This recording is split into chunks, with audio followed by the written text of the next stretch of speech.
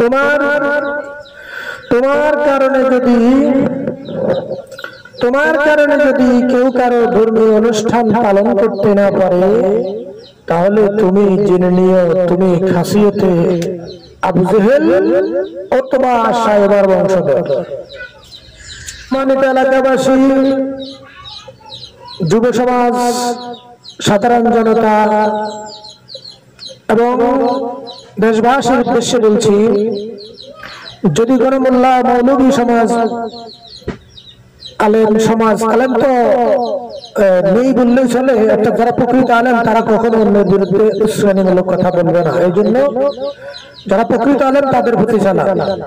এছাড়া যত হিংসুক স্বভাবের মৌলভী বেয়াদব রয়েছে, এরা যদি কখনো তোমাদের যুব শ্রেণীকে বা সাধারণ মানুষকে উস্কে দেয় বা উদ্বুদ্ধ করে যে অন্যের দরবারে আক্রমণ করার জন্য, কারো মাহফিলে, কারো অনুষ্ঠানে বাধা দেওয়ার জন্য,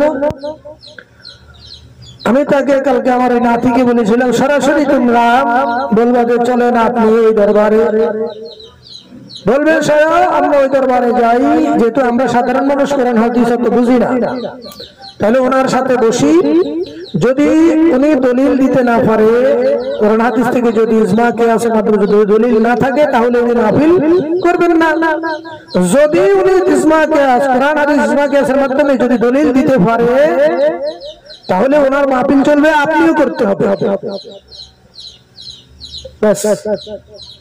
আপনারা এটা বলে দেবেন। যদি আপনাদেরকে কোন ওলি আল্লাহর বিরুদ্ধে খোঁচা মারে, উদ্বুদ্ধ করে বা ফিতনাবাজ মোল্লা সমাজ যদি আপনাদের উচ্ছৃঙ্খলতা করে বা আপনাদেরকে ওদের বিরুদ্ধে লেলিয়ে দিতে চায়, দেশে সংঘাত সৃষ্টি করতে চায়, ওনাকে বলবেন চলুন আপনি সহ ওই অলির দরবারে আমরা যাব, যদি উনি কোরআন হাদিস থেকে দলিল দিতে পারে তাহলে তিনি সেখানে মাহফিল করবেন, না হলে করবেন না।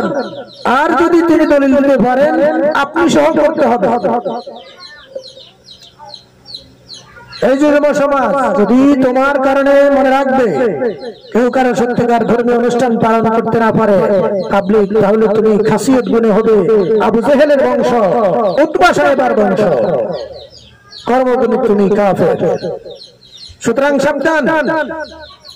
ওই হিংসুক প্রকৃতির মৌলভী সমাজ যুগে যুগে ছিল, এখনো আছে, ভবিষ্যতেও থাকবে। এদের থেকে সাবধান, এদের কথায় পরিচিত হইয়ে কারো বিরোধিতা করবেন না, কারো প্রতি হিংসা বিদ্বেষ পোষণ করবেন না। ওদের কথায় পরিচিত হয়ে কখনো কোন সংঘাতে, লড়াইয়ে নিজেকে সামিল করবেন না। নিজেকে আল্লাহর রসায়ন থেকে হেফাজত রাখার চেষ্টা করুন, কারণ ওলি আল্লাহর বিরুদ্ধে লাগতে যাওয়া মানে সরাসরি আল্লাহর বিরুদ্ধে জিহাদ ঘোষণা করা। সুতরাং সাবধান।